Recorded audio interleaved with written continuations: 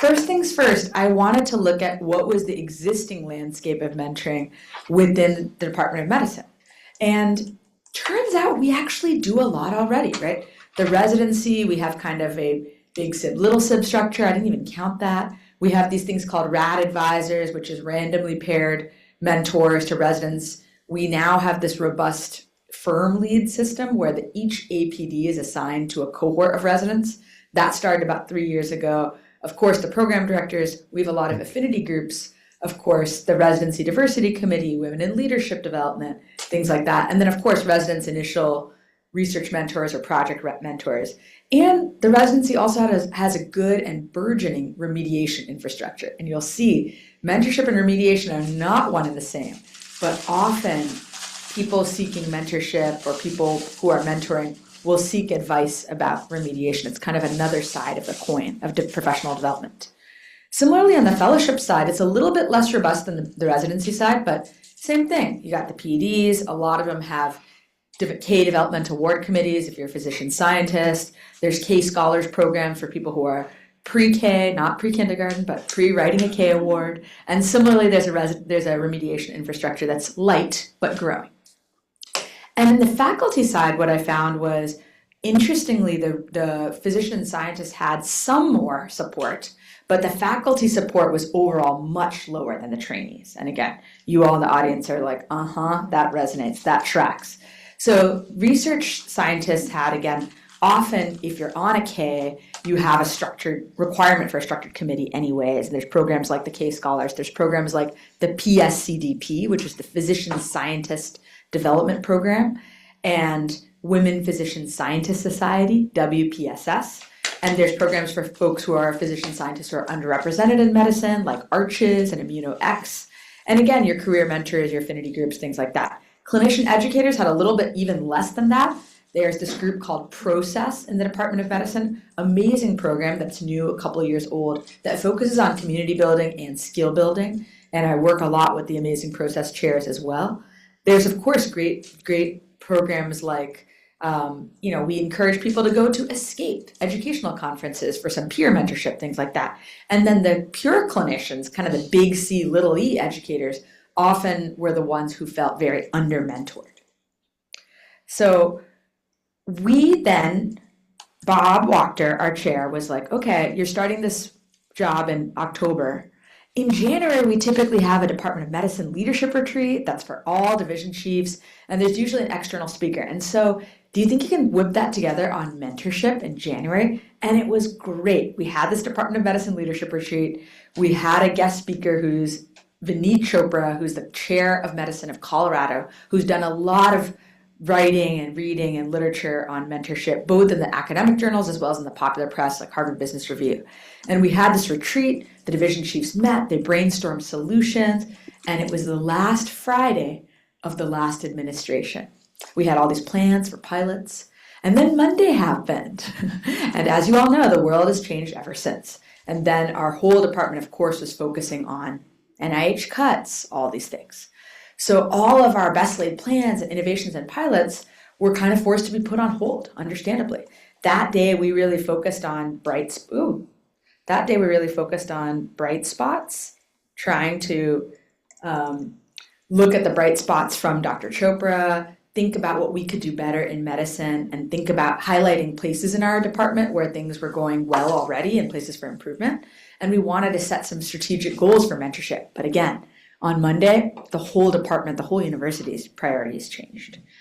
A little bit more about the Colorado program. Why did we invite Dr. Chopra to speak to us? So when he got there, he said, this is going to be my kind of legacy.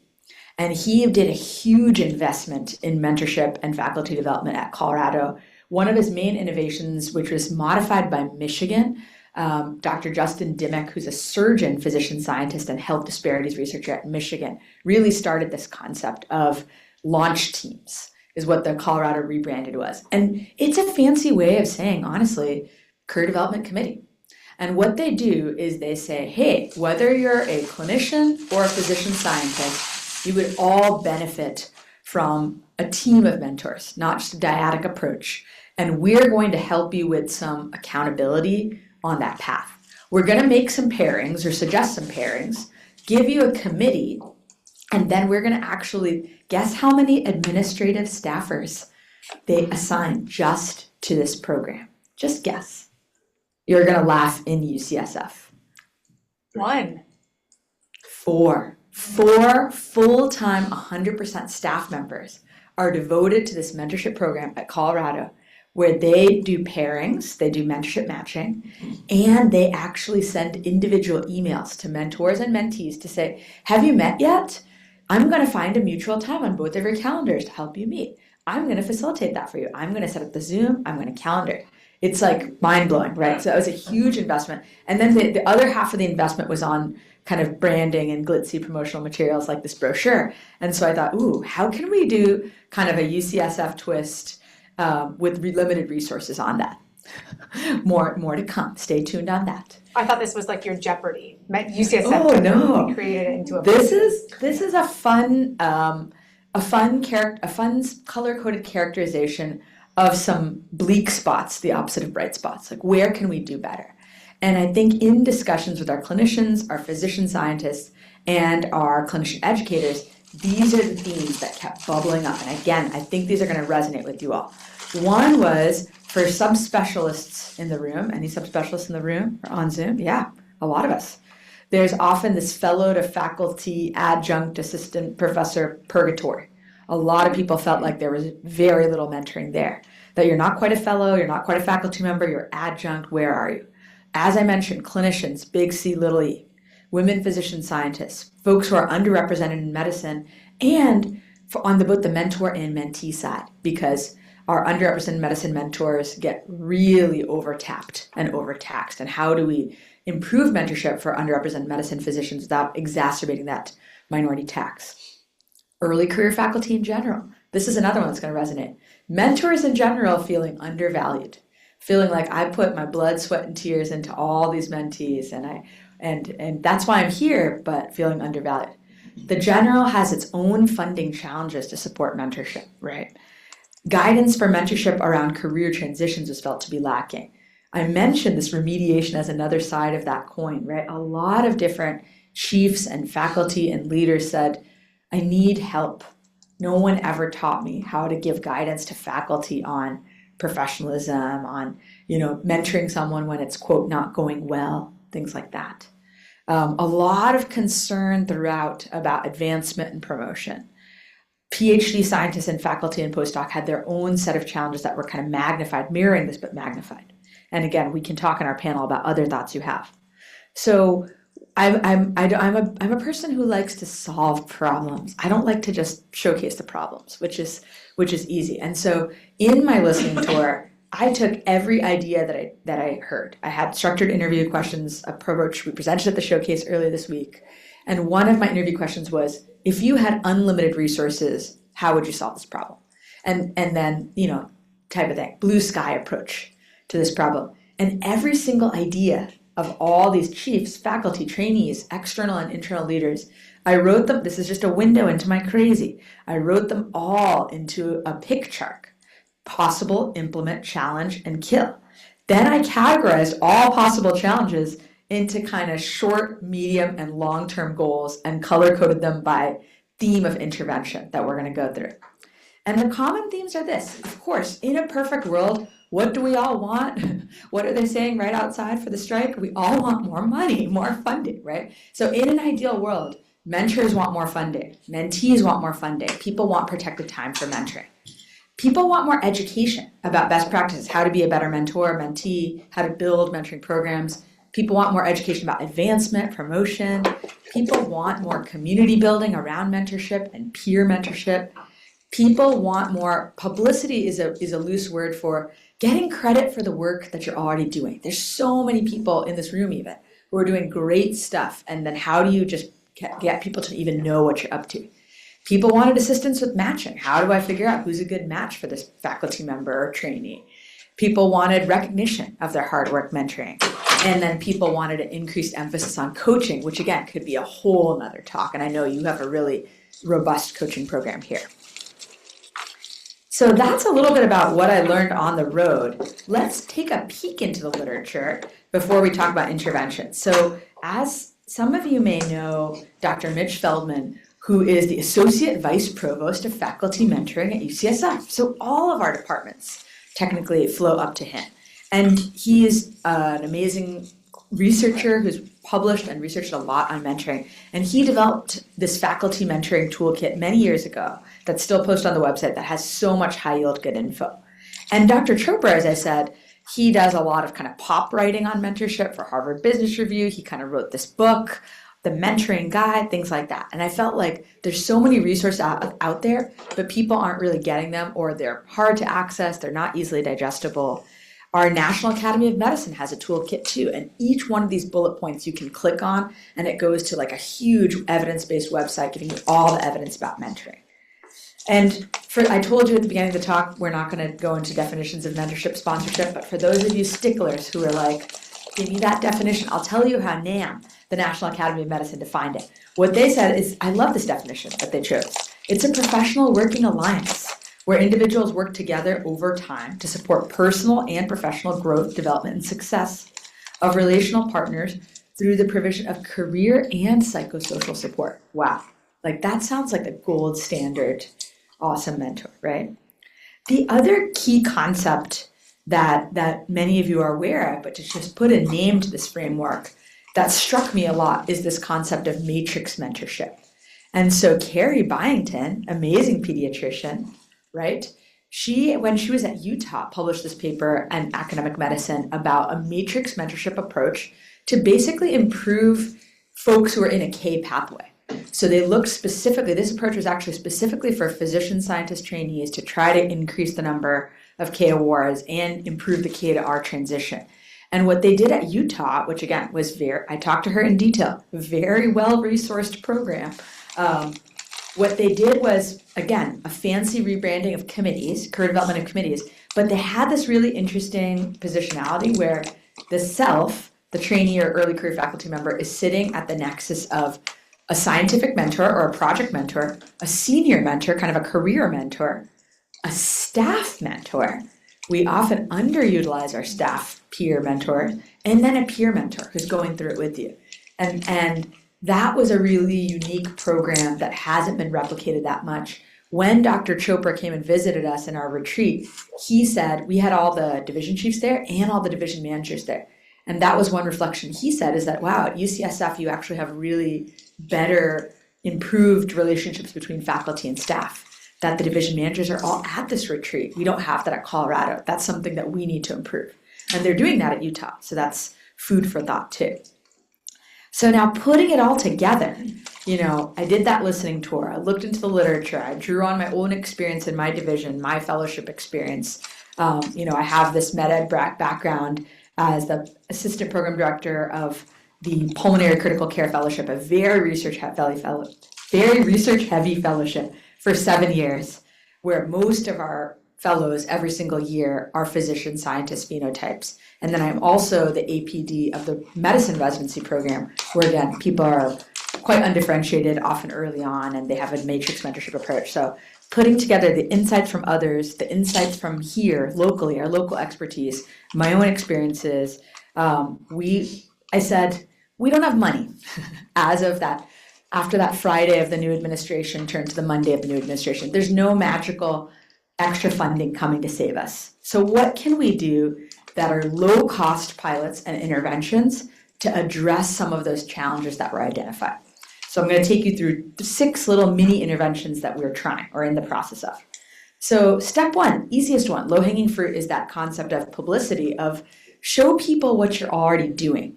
What we did first was we looked at analysis of the websites of all the different divisions, all the different fellowships, and none of the divisions, except one, UCSF Parnassus Hospital Medicine, none of the divisions talked about their approach to faculty mentorship or faculty development at all. 0. And when I did structured interviews with the division chiefs or the directors of mentoring in each division, they were doing a lot of cool stuff. So what I did was I took their interview that they did with me that was amazing, with the help of some AI assistants, turned it into a little website-friendly blurb and sent it back to them to say, hey, please upload this to your website to just showcase all the awesome work that you're doing to recruit trainees and faculty, because you're doing so much. That's the least we can do, right? And they were like, oh my gosh, thank you. And they fixed their websites. The second thing that we did was, again, there's so much data out there about how to be a better mentor, how to be a better mentee, things like that. It's all buried. It's very hard to access. And Dr. Feldman's mentorship toolkit is amazing. And it's just hard for people to access, especially in this day and age when everyone, self-included, has a short attention span. So what we did then was kind of distill all those into practical one-pagers. One was best practices for mentees. And again, they may seem obvious to many of you experienced mentors in the room, but our feedback that we got was that it was actually really helpful of go with an agenda to your mentor. Don't just show up. Talk to your mentor in advance about communication expectations. Do they want to be texted? Do they prefer email? Do they prefer a dedicated Slack channel? What is their preferred thing? Talking about bidirectional feedback, talking about a network of mentors, again, normalizing that everyone should have multiple mentors, not just this one dyad. Talking about conflict, talking about laying out your goals in a structured document like an IDP, an individual development plan. Then we parallel that for best practices for mentors. Again, this doesn't replace a full CTSI, training the mentor, NIH required T32 program. But this is a great one-pager, especially for those who are newer to mentoring or who need a refresher, or that faculty member who's a really not the best mentor but thinks they're awesome. You just give it to everybody. You don't have any of those, right? Yeah, just medicine. So best practices for mentors, and it parallels that best practices for mentees about, again, normalizing the team, giving feedback, communication expectations. This is a fun one. Don't be a tormentor, like talking about mentorship malpractices, mistakes to avoid. Select your mentees intentionally, how to do that. And then the last one is more structural, of best practices for supporting mentorship in your division. So saying this to division chiefs where it's so variable within medicine, our divisions. Some of the larger divisions, like hospital medicine, have these robust programs. Some of the smaller divisions, the division chief was like, I just know my faculty by their name, and I meet with them once a year. Isn't that mentoring? Not quite. So giving people best practices, ideas that, again, are low budget to help. The next intervention that we did was, again, there's a lot of angst about promotion and advancement. So we did a bunch of sessions on optimizing your CV, tips and tricks for faculty in the CV, how to do your CV. We did one as part of National Mentoring Month. We did one for Doctors' Day. The resources are freely available with the slides and the video posted on the website. I've given them to Liz, who can send it out. So again, just eliminate the secrecy and the black boxness of it all. Because now that I'm on this, CAP committee, Advancement Promotions Committee, a lot of it, people just need a shared mental model. What are they looking for? Just destigmatize it, normalize it, take out the black box, tell people what to do, right? We all win. Back in 2020, during COVID, we had done these town halls about promotion and advancement with kind of like faculty panels that were all on Zoom. And we're going to reboot them this fall because, again, it's another time, just like COVID, when people are really stressed. Oh, my grant didn't get funded because of the administration. Is that going to set me back for a promotion? And again, the amazing Dr. Christina Mangurian sends out multiple emails being like, it's still holistic review, but people don't feel that. And so again, trying to disseminate that message more by going to the faculty with these kind of town halls to give some mass mentorship, if you will, about this topic, which is high stress. Then we heard, again, people want community around mentorship. So, I've worked a lot with Dr. Maggie Gilbreth of Warm Hearts. We started together this wild program, Women in Leadership Development, many years ago now. And so we had sort of like a wild mixer, faculty, trainee, fellow mixer. This Monday, we actually did an event called Finding Your Why, or the concept of Ikigai, about, what is my purpose? What is my passion? What is my mission? And we had a great turnout for that session. That was just this Monday. Again, casual, low budget session, couple of faculty panelists talking about in this moment that is really distressing to folks, reconnecting with your why, with your purpose. Why are you staying in academic medicine? How do you overcome obstacles? How do you be resilient? One other intervention that I'm really excited about is we won this small grant to improve the UCSF profiles, to actually use AI to help us with mentor matching. So my dream is that, that trainee or early career faculty member would be like, I want a mentor in HEMONC and health equity. And trainees will ask me these type of things often. And if I don't know off the top of my head, I don't want them to get paired with somebody just because I don't know as their advisor, or be hamstrung by the UCSF profile search engine, which is suboptimal. So we're actually working with the UCSF profiles people who've been very accommodating and helpful and collaborative, the Versa chat, and one of our division of hospital medicine faculty who has a lot of AI expertise. And we're in this fun part where we're creating these like fake test profiles of trainees or early career faculty saying, I'm interested in global health and critical care. Who would you pick for me? And we're doing some gold standard validation of asking the experts who would they pick, seeing what profiles picks, and how do we get an LLM to do that. And it's actually really good, interesting early results. So hopefully that will be ready by the end of the summer. And last but not least, I didn't want to give up on that dream of a modified Colorado approach. I would love to do something that's more intensive for a small group of people where we have structured committees, where we have much more mentorship. And that kind of fulfills a lot of the pain points, right? People want help with matching, coaching, education, community. So we are launching this fall a UCSF Department of Medicine mentorship incubator. And what our components are, we're going to do structured committees. Again, for people who don't have them, we're going to do a recurring quarterly curriculum that's based on a needs assessment. It's going to be a little mini peer community. Our initial cohort is 24 new hires. So people who've just signed a contract who are currently thinking like, oh, what have I done? Who will need a lot of support when they come in. It's a modified Colorado program with a UCSF twist, less money. And again, we're targeting new hires who are coming on in this turbulent time. And it fulfills that matrix mentorship approach where we're going to have your senior mentor, your research mentor, peer mentors, and include staff as well. And we'll do some one-on-one coaching sessions with SMART goals as well. So we're piloting, based on my needs assessment, basically the divisions who they didn't have much. We wanted to include those folks in the pilot. Hospital medicine, they got robust stuff already.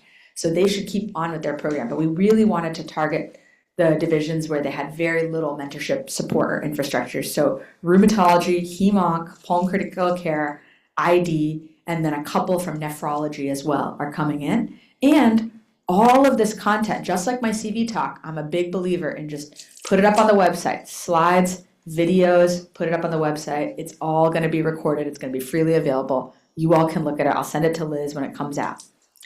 And I'll close with a couple of just big picture reflections of my first couple of months so far before we head to our panel. One is, again, our academic medicine structure is so focused on that dyad. You and your mentor, who's this dream person. And people get disappointed when the dream one person doesn't fulfill all the goals, that psychosocial support and professional development that the NAM talked about. It's time that for us to collectively let go of that construct, that its mentorship is one person. And, that it has to be a matrix mentorship approach. It has to be a team sport. We all have to support our mentees together. One of my faculty helpfully shared with me that this is an inaccurate slide in my deck because there's no place in the Star Wars universe where Baby Yoda and Yoda intersect. So apologies to Star Wars purists. See, exactly. So it's a simplification, it's a representation. The second one is, again, Dr. Irma Sarkar, who's been a great mentor to me and a champion and collaborator. She's the Associate Chair of Faculty Experience. She teaches a lot about this concept of your personal board of directors, that again, you need a peer, you need a critic, you need a senior mentor, you need a sponsor, you need all these people in your professional board of directors. And she carries the enviable title in these times of Associate Chair of Faculty Experience. That's another lesson that I learned, is that mentorship and well-being or faculty experience are very interconnected. When people are stressed about parking, salary, housing costs, it's kind of like the Maslow's hierarchy of human needs. They're like, mentorship, what? Like, I'm just trying to survive here in San Francisco, right? I'm just trying to make it through my first year on faculty. So mentorship and well-being are very inextricably connected. And again, everyone brings all their identities to these spaces too. Do they identify as physician scientist? Do they identify as a woman of color? Do they identify as, first generation to college. So these are all very linked, and data show, both nationally and locally, that mentorship is a driver of retention. I looked at every comment on that horrible NPS survey, the free text comment about mentorship. And people often said things like, I'm still here because of my mentors. I would have left by now if it weren't for my mentors who encouraged me to stay and gave me opportunities. So mentorship is absolutely a driver of retention and well-being. And we can't really make a lot of meaningful progress on mentorship if, like, the Maslow's hierarchy of human needs is not being addressed in tandem. The other thing that I would say is that if you look at RCV and if you look at academic medicine in general, there's still thought of that mentorship is service, right? You don't get paid, you don't get publications, it is thought of as service. And we're in this era where everyone's like, focus on yourself, focus on the things that pay you, focus on what matters, say no to all the service. How do you reconcile that with mentorship, which is like a selfless activity? Are there models where there are financial incentives for mentorship? Does that cheapen the mentorship experience? How do we use carrots and sticks? I think these are all things we have to think about. If any of you involved with academic journals and publishing editorial boards, you all know how painful it is to get a journal peer reviewed if you're on an editorial board. And you all know how quickly you click decline when you get that peer review invitation. So everyone is really busy. If mentorship goes the way of peer review, that's going to be a problem because, again, that's the lifeblood of the future of academic medicine. If people start saying mentorship is service, I don't want to do it, I don't get paid, there's nothing for me there. The other thing that I would say is a lot of times we focus on, whatever you call it, the squeaky wheel, the people who are struggling, the people who are not doing well. There's a lot of good data. This is an article from Dr. Ruth Gautian, who's a national mentorship expert, on how we often neglect our superstars too. And again, you see that where people, sometimes they feel that kind of itch or angstiness or unsettled, they're not feeling valued, and they want to leave. They want to look for other opportunities. They don't feel valued here, even though they're superstars. So don't neglect your superstars either when it comes to mentorship. They need mentorship as well. They need sponsorship as well to look out for other opportunities. And, don't forget the classic Bloom's 2 Sigma rule of education, that everyone's performance could improve with some coaching and mentorship. Not just the people at the edges of the bell curve, but all of us can shift that bell curve with mentorship and coaching.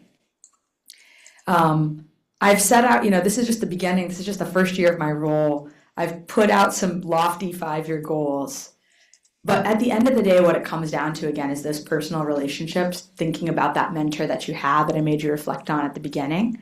And how do we replicate that at scale across our departments, especially in these times? So I hope that we covered these learning objectives. A talk on mentorship would not be complete without thanking my own amazing mentors, clinical, research, education, fellow protesters, and staff mentors. So this is Sarah Wingate, who's the staff member who's been working with me on our mentorship work, who's been an amazing collaborator, and I learned from her too. If you'd like to learn more, we wrote up this 27-page strategic plan just to put all the thoughts on paper if you're kind of a deep dive mentorship nerd. And with that, I'm very excited to head to our panel discussion to learn more from you all and to discuss some of these topics that I brought up. Thank you all for listening, and don't hesitate to reach out. Come find me at Parnassus, email me, find me on social media. Thank you for your attention. And thanks for bearing with the technical.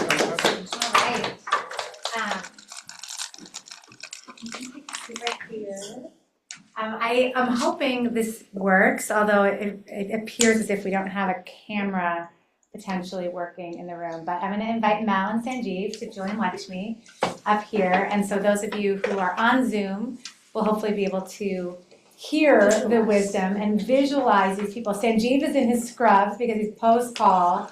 Mel is looking quite, no, I'm just kidding. I'm not going to describe everyone. But I also feel like I just want to acknowledge I'm in a room with a lot of people who I've been mentored by and who are really, truly considered master mentors in our department. And so while we have a few of us up here, I'm happy to also bring the mic around to everyone in the room and definitely want to take Q&A from many of you in the audience. So feel free to be throwing those questions in, and Roberta and Sandrine are watching them. But Lekshmi, I just want to thank you. I mean, what incredible work in 1 year. Mel and I have been in our roles for 5 years, and we're like, oh my gosh, Lekshmi's making us tired. And also has really reinvigorated a lot of what we've also been thinking about and looking forward to a lot of ongoing partnership.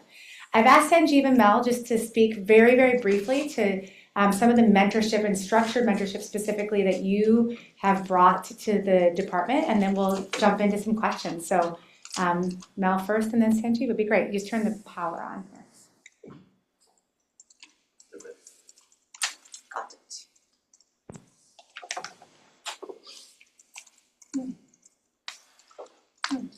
There. There we go. Okay. Thanks, Lekshmi. That was terrific. And as I told Liz yesterday when we were talking about the presentation that you had sent us, the slides, it's impressive. I mean, you've got some wonderful goals and have already accomplished quite a bit. So I think we're all going to learn from that and working together. I was just going to I guess, encourage our faculty in particular to really pay attention to the program that we have set up. We have a mentorship, it's a pretty robust mentorship program if people will use it. And the biggest difficulty we're having is getting people to use it. We've, the last couple of years, tried to streamline it by putting it into the annual review portal. That is available to everybody through My Access. Hopefully you're familiar with that. If not, please look. It's the second item down, at least on My Access. And once you click into it, you'll see some forms that help guide the early faculty members to fill out, helps guide you through developing a CV, developing some ideas of where you want to go with your career. It does interdigitate with UCSF profiles now. That took a while to accomplish, but we got IT to work on that with us as well. You mentioned the Career Development Committee. We have mentoring committees that we ask especially every early faculty to member. I say early faculty because to me junior faculty I find a little bit demeaning. So rather than saying junior faculty, I like to use the term early faculty. I think of my kids that they're junior. Anyway, so I encourage everybody to go to the website and log in, develop, especially early faculty members, develop your mentoring committee. You should have a primary mentor assigned to you. There's a mentoring agreement that we've asked every early faculty member to have signed by themselves with a primary mentor. And if you have trouble finding a primary mentor, start with your division chief to get some advice on who to use. We haven't gotten to AI yet, but we do have UCSF Profiles is searchable. It's not the easiest system to use, but it is doable. And then Liz and I are available as well to help with finding mentors if you need. Awesome. Thanks, Mel. Hello. Yeah, I want to second that was a great talk and so much information in there and really, I think, put together in a way that's really accessible. And I'm looking forward to getting on that site at some point. Well, I just want to highlight, so my name is Sanjeev. I'm one of the pediatric critical care faculty, and I'm part of the PSCDP, which you mentioned in your talk. PSCDP is Physician Scientist Career Development Program, and it's a 3-department program that was started in 2021 in response to actually a Department of Medicine survey that really looked into what was happening for in Department of Medicine physician scientists in terms of community and support and what was lacking. And I think you really highlighted all those things. And they put together this program and reached out to a number of different departments. 2 departments, Pediatrics and Neurology, joined Department of Medicine to make this 3-department program, again, to focus on primarily bench-based physician scientists to really bring a level of support and continuity from the residency programs, the molecular medicine programs, all the way through the K scholars and to the first R1s. That was the kind of goal, and it was meant to really emulate what CTSI has been providing for many years to the clinical researchers in such a structured way. And so we're starting over the last few years to try to put together pieces that's hopefully are reaching somewhere close to that level of support for CTSI folks. And so what we are focused on, at least specific to this session, is career mentoring programs. And so I think it's a nice complement to what Mel and Liz have been talking about for our early faculty in pediatrics. And it's really, again, tailored to the bench-focused physician scientists in our group. And primarily meant for early faculty who are pre-K and even into their K, but I think there are some cases where fellows are and would benefit from it, but I think, again, it's mostly for the faculty at this point. And it's meant to be more like a thesis committee style for career-focused planning for these faculty. And so it should include their primary mentor in the lab. There's a division representative who is relatively senior and has some level of connection to admin and leadership, especially in the context of trying to bring support for that person if they need extra time or advocacy for decreasing their clinical effort or those kinds of things, and potentially bridge funding, all those aspects that are driven, at least in pediatrics, from centrally from the chair and the division chiefs. And then also we have a council that represents really the leadership and I think an advisory committee from neurology, medicine, and pediatrics of senior researchers and investigators who really can contribute their experience and their perspective and potentially, again, advice about career track changes and perspective, but also, again, resources if necessary. And so that includes, again, senior and mid-level folks in general from East Bay, Mission Bay, Gladstone, CBRI, Parnassus. And so that's what this is meant to be. We've had a number of people in pediatrics who have taken advantage of this, I think, so far. And we're hoping that many more do. One thing I'll say is that related to mentorship, this program was driven by the chairs of our departments. So Raphael Hirsch, Bob Wachter, and Andy Josephson really put up the money and the effort to really develop this program. And then, of course, the vice chairs for research, so including Kevin Shannon and David Earl and Robert, gosh, I'm forgetting Robert's last name. What's happening to me? I can picture now. I'm I'm trying to remember his last name. Yes, Robert, we know who you mean. yeah. So these 3 have been really instrumental in helping guide us, and the program is really led by Alexandra Nelson. She's the Edwards. Yes, oh yes, right. Alexandra Nelson is the head of our group. Catherine Smith, who's in medicine and she's an oncologist, is one of the other associate directors, and then Camille Perez is our administrator. So the 3 of us from the departments, and then Camille, who actually does also co-administer process, really run this program, and it's been a real pleasure working with them to try to help our faculty feel more support in the community.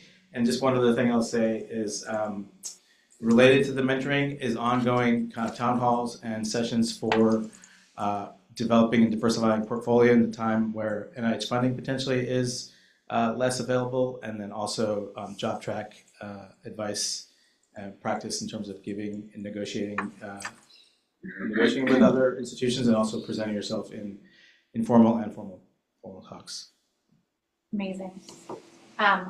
We're going to take questions, but I do want to say, which I forgot to mention at the beginning as well, that the SPR, most recently in Honolulu, which many of you have a little bit of a tan in the room, had several sessions over the weekend on, faculty development for academic pediatricians, and they were almost, it was crazy how many UCSF folks were representing us nationally in this work. Roberta, Fernando, Jeff, lots of folks were on stage representing this. And so we have so many resources to draw from. I feel like sometimes we're embarrassed with riches and it's almost like, where do I go?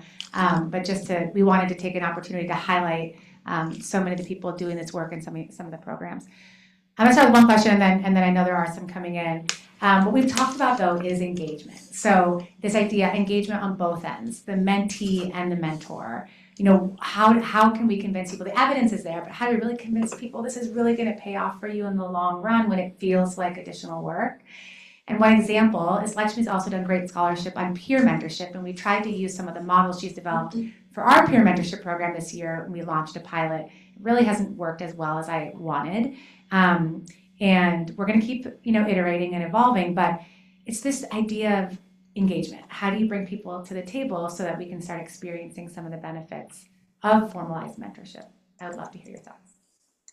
And Evelyn. This is like the $1 million question, right, Liz? Is if you build it, will they come, or are they too busy to come? Yeah.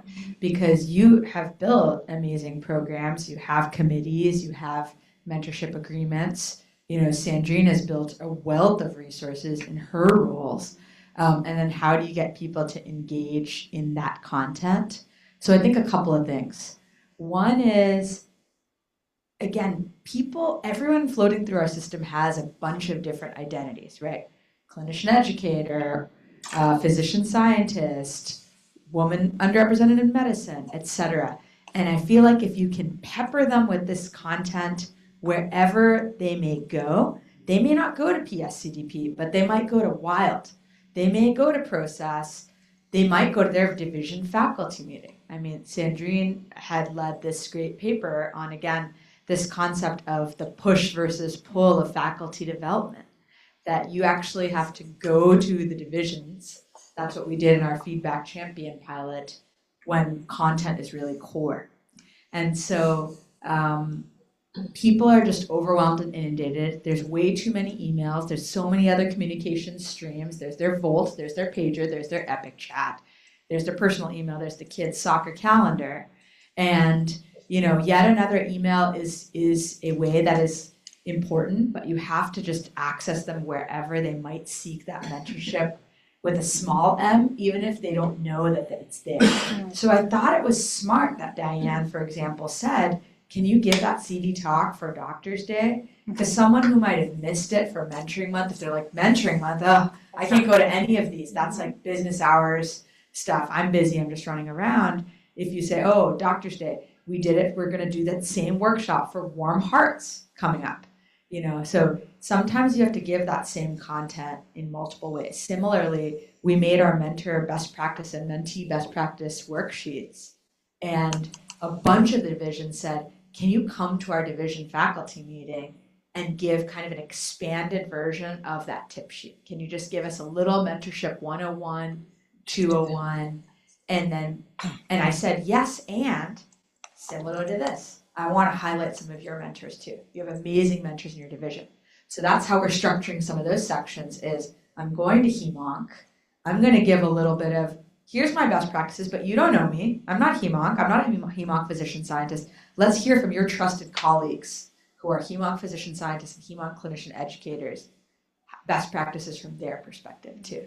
So I think you gotta do that combo of push-pull, meet people in multiple contexts, go to the divisions often. And the other thing that I've learned from talking to external programs that's very not UCSF, what I'm about to say is like very not UCSF, is they said that you do need a little bit of the trainee or the mentee to have that a little bit of accountability / skin in the game. So, which again is so not UCSF. And so what they suggested was something very interesting to me. What they said was, you're gonna do your mentorship incubator, because I said, this is, I want a pilot program, about 20 to 25 people. And, I wanna make it required for the new hires. And they're like, no. You gotta make it selective. So I wrote, not to apply, again, I don't wanna give people extra work. So I wrote to those new hires, you have been nominated by your division chief. You have been selected by your division chief to participate in this new mentoring program. And we're gonna give you all these things. And the catch is the little bit of accountability. If you're interested, please send me a copy of your latest CV. And this is what Colorado, Michigan, Vanderbilt, Pittsburgh, they all told me is, which again is not UCSF, is like, give them a little bit of a task, a very low barrier task to just say, I actually do want to engage. I'm not just going to sit silently on the Zoom. So again, I'll keep you posted. And I did over enroll our cohort, acknowledging that people might drop or be like, this is not for me. This is not meeting my needs. I don't need this. I went to residency, med school, and fellowship here. I don't need any of this.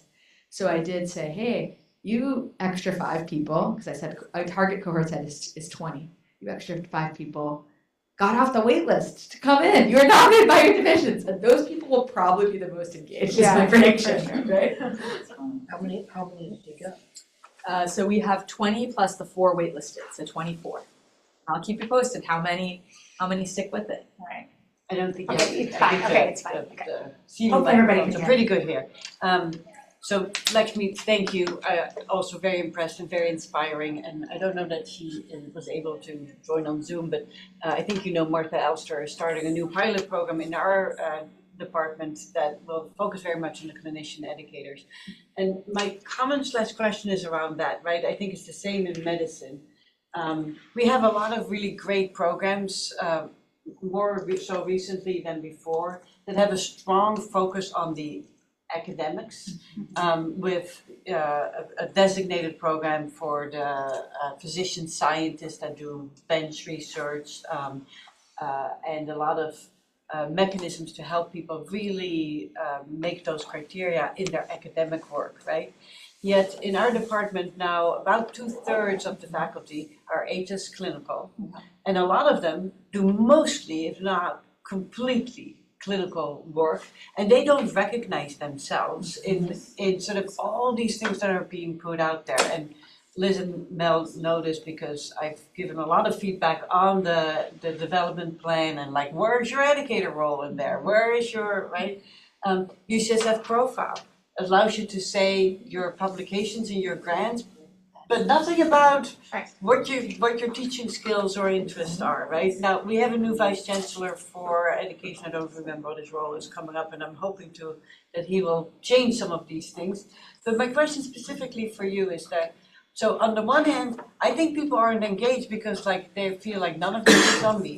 On the other hand, I'm sure you hear this, the rumors and the scare things about what gets you promoted and not promoted in an HS clinical are rampant. So I really think that we need to start thinking about that large group of people who I think honestly feel very much left behind in almost everything that we do on the academic side.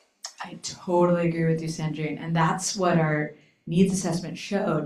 You remember that slide with the landscape, that residents had all this, fellows had this, physician scientists had a little bit more, and the pure clinicians, big C, little e, had almost nothing. And interestingly, again, our DOM process group was built for clinician educator mentoring. And what we found in talking to people, talking to faculty and division chiefs, is that a lot of the HS clinical faculty didn't even identify with that label of clinician educator. They're like, I'm just trying to get through my clinical duty, and I do have a SPAN student and have longitudinal residence, and I teach, but I'm not a clinician educator. And it was really interesting because I think that, and same thing, I'd met with the great process crew, Brian Schwartz, Anna Chang, Vanessa Thompson, Stephanie Renke, and said, we need to think about how we're branding some of the sessions, because some of it feels a little intimidating at best, a little gatekeeping or exclusionary at worst. And actually, our goal is to say, hey, we're all in this together. The HS and so that's one thing is we're talking about making things inclusive to clinicians and clinician educators and clinician educator researchers and scholars and everybody. And the other thing to know is that that is a key of our program, our new mentoring. Is like you said, many of our new hires, especially in the UCSF health side, are pure clinical faculty. The fellows who are recruiting straight out to fill a clinical need. And so these people, we want them to find their niche, their academic home. They need the mentors just as much as our clinician researchers and physician scientists. Yes. I was just going to make a quick hi, Elizabeth Ozer. Thank you for this great overview.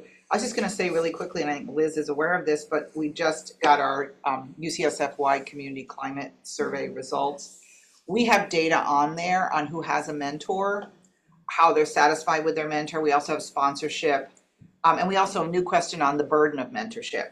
So, and we're going to have departmental data. I don't know, we'd have to advocate, we'd see whether that would be the slice of what we shared with everyone, but I just wanted to put that out there that for the work you're doing, we certainly could have school level, but we could talk about that. That might be useful. That would be very useful. I've looked at Net Promoter Survey, Yeah. the Sea Change Survey that we used to do back pre-COVID, the culture change, ACGME, of course. I've looked at all this. Yeah, And I've seen some of the high-level climate Yeah. data, but Liz and I are meeting to debrief. a little yeah, bit and we too. had response rates from over 50% of faculty, so, Yeah, it's pretty, 12,000, over 12,000. well, the response rate was 16,000 at UCSF, That's but nice. proportionally, obviously, more staff, because there's more staff at UCSF. Love to see that And we had a very department. good response rate from the Department of Pediatrics, so yay, department.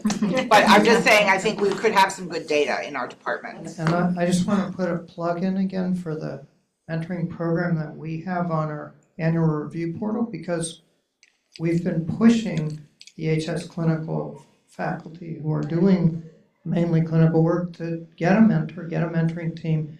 And if for nothing else, we tell them, okay, it'll help with your promotion process because of the concern about promotion. But I think it's an opportunity that we keep pushing. Yeah, I hear what you're saying about meeting people where they come. Is there data to support giving people the option of where to go? I feel like there's some people probably bristle about saying, oh, you have to have this mentoring committee, like adding one more thing. Now I have to do this or whatever. I mean, is there data to support that, or is that just like the sea of nothing happens? It's a great question. So the Colorado folks have not published yet, but they've presented at SGIM, Society of General Internal Medicine, their prelim data. Theirs is, again, similar. It's opt-in. Very interestingly, in their cohort, they had very few physician scientist enrollees, which they said was a very big disappointment to them. And they were wondering about their branding, if it didn't resonate as much and why. They were looking into that. But in their population, which is largely clinician educators at Colorado, they found kind of improvements in satisfaction, belonging, retention, all of those metrics. Is still quite early. And what we did, Sandrine will be happy to hear, I'm adopting their pre-intervention eval, because I want to see, again, you got to start at the beginning for an eval. Like, what are the outcome measures that we're looking at? Brian Short, same thing, just like Sandrine, will always push us to say, what are the outcome measures you're looking at? What exactly are you measuring? And so I'm adapting their pre-intervention eval before we start the fall cohort, so we can look at this over time. And I kind of have a control group of those other division faculties who didn't enroll. Mhm. So I can't survey them all because, that's a bit ethically, not as good, because I'm like, you can't participate in this, but please answer. But I do want to survey them all post. Can I just throw out one issue? I guess I should use this. One issue that has come up with our program is the K awardees already have a mentoring program and mentors set up, and so you may lose some of those in that survey. Yeah. Totally agree. And I think one of the things that we say in our pilot is we're not going to compete with your existing mentorship programs. If you're like, this is my K committee, I'm set, we'll look at it and say, hey, this is great. I recommend you add like a peer mentor for your life, right? They don't need to come to all your K committee meetings that are run like thesis style, very classic. Again, that's how we do it in my division too, in pulmonary. but would say, hey, for your growth and development, it will probably help you to engage a peer mentor and to have a staff member who you know who has your back, right? And they'll still benefit from the rest of the curriculum, which includes things like CV, includes things like finding your niche, finding your purpose, making the most out of your annual meeting, what conferences you're going to present at, things like that. So we're trying to not compete with other existing committee structures and actually complement them. We're also mostly, it's a volunteer function for folks if they want it. It's not at all mandatory. I know we went a little late, but we had some technical difficulties, so thank you all for sticking in there a few minutes later, and just again, acknowledging the incredible mentors we have, and the fora that we have to have these discussions. So really grateful to Sandrine, her partnership with Roberta, and really engaging Grand Rounds so that we can have these kinds of discussions. So thank you so much for being here. Looking forward to hearing from you all. All right, thanks everybody.